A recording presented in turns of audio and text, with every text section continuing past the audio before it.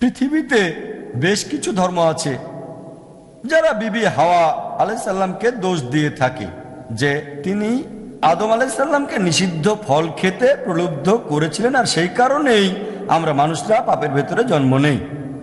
আপনারা বাইবেল পড়লে দেখবেন জেনেসিসের 3 নম্বর অধ্যায়ে বলা হয়েছে যে ইভ অথবা বিবি হাওয়া তিনি আদম আলাইহিস সালামকে নিষিদ্ধ ফল খেতে প্রলুব্ধ করেছিলেন, আর সেই কারণেই আমরা মানুষরা পাপের ভেতরে জন্ম নেই। কোরআনে এমন একটা আয়াতও নেই যেটা শুধুমাত্র বিবি হাওয়াকে দায়ী করেছে, বিবি হাওয়া বা ইভ। কোরআন এটার জন্য দুজনকেই দায়ী করেছে, আদম আলাইহিস সালাম এবং বিবি হাওয়া আলাইহিস সালাম দুজনকে দায়ী করেছে।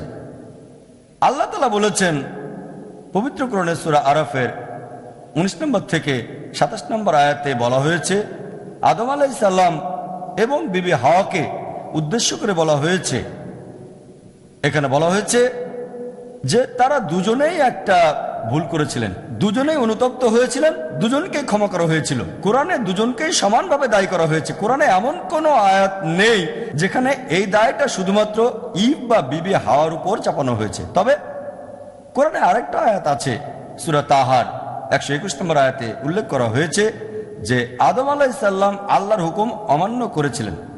তবে কোনো আয়াতে শুধুমাত্র বিবি হাওয়াকে একা দোষ দেওয়া হয়নি। আর সামগ্রিকভাবে দেখলে এমন একটা আয়াত পাবেন না, পুরা কোরআন পড়লে দেখতে পাবেন যে তারা দুজনেই একটা ভুল করেছিলেন, দুজনেই অনুতপ্ত হয়েছিলেন, দুজনকে ক্ষমা করা হয়েছিল। এরপর যদি বাইবেল পড়েন বুক অব জেনেসিস 3 নম্বর অধ্যায়ের 16 নম্বর অনুচ্ছেদে বলা হয়েছে, ঈশ্বর বলছেন নারীদের উদ্দেশ্যে, আমি তোমাদের প্রসব যন্ত্রণা দেব, তোমরা প্রসবের সময় কষ্ট পাবে, যন্ত্রণা পাবে, তোমরা তোমাদের স্বামীদের ইচ্ছায় চলবে, তারা তোমাদের শাসন করবে। তাহলে বাইবেলের কথা অনুযায়ী গর্ভধারণ করা হলো ঈশ্বরের একটা অভিশাপ, এটা একটা শাস্তি। ঈশ্বর বলেছেন আমি তোমাদের প্রসব যন্ত্রণা দেব এবং তোমরা সন্তান প্রসবের সময় কষ্ট পাবে। যেন ঈশ্বর নারীদেরকে একটা শাস্তি দিচ্ছেন, গর্ভধারণ যেন অভিশাপ, একটা শাস্তি। আর তোমরা তোমাদের স্বামীদের ইচ্ছা অনুযায়ী চলবে, তারা তোমাদের শাসন করবে। আপনারা কোরআন পড়লে দেখবেন সম্পূর্ণ উল্টো জিনিস। কোরআন সম্পূর্ণ বিপরীত কথা বলছে। কোরআন নারীর এই গর্ভধারণকে সম্মান দিয়েছে। পবিত্র কোরআনের সূরা নিসার 1 নম্বর আয়াতে বলা হয়েছে যে তোমাকে ধারণকারী গর্ভকে শ্রদ্ধা করো।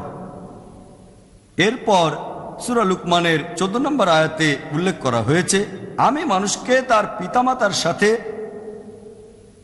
সদাচরণের নির্দেশ দিয়েছি। অনেক কষ্ট বরণ করে মা তার সন্তানকে গর্ভে ধারণ করে তারপর অনেক কষ্টের সাথে জন্ম দেয়।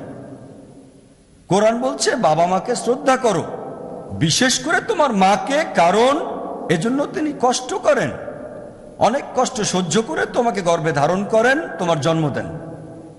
এরপর পবিত্র কোরআনে সূরা আহকাফের 15 নম্বর আয়াতে উল্লেখ করা হয়েছে, আমি মানুষকে তার পিতামাতার সাথে সদয় ব্যবহারের নির্দেশ দিয়েছি। মা তাকে গর্ভে ধারণ করে কষ্টের সাথে এবং প্রসব করে কষ্টের সাথে।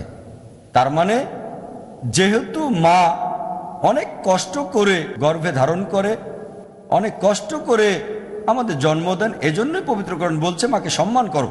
এটা নারীর সম্মান বাড়িয়েছে। গর্ভধারণ নারীকে ছোট করে না, উপরে তোলে।